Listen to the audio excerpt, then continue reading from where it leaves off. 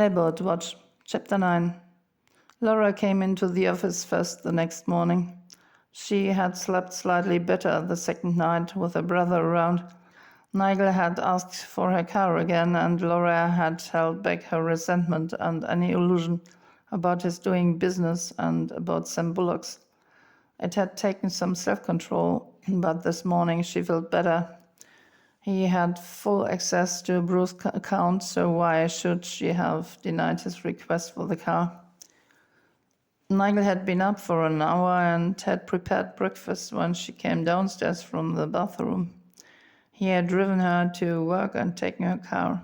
He had promised to see after Bruce and to do the shopping and cleaning for both their father and themselves.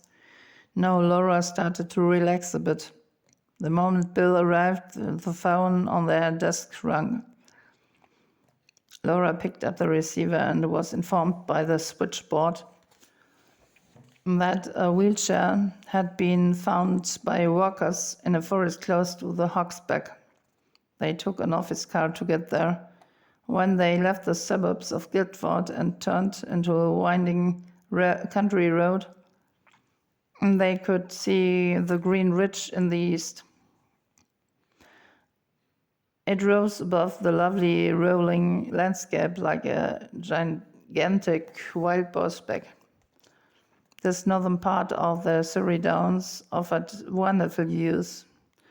On clear days like this, one could see London in the far north, and to the south one could sense the sea. Although it was warmer than usual for late May, Laura and Bill had no mind for views of outstanding natural beauty or thoughts of the sea. They parked the Warhol beside the police car that waited close to a group of bushes. An officer stood there and talked to Wilbur McCarthy, who had been kept informed of the new development on Laura's orders. He looked as worried as the last time they had seen him. An elderly couple by his side, dressed as if on a Himalayan expedition, seemed excited. They chatted and pointed at the wheelchair between the bushes, interrupting each other all the time. But after a few seconds, Laura and Bill could gather what had happened. The couple out walking had found the wheelchair right where it was standing at the moment, and the local police officer had taken care that nothing had been disturbed. Wilbur McCarthy identified the wheelchair as its father's. Bill took Laura's side and they briefly discussed the option of calling the Soko, but decided at once that they could investigate the surroundings themselves.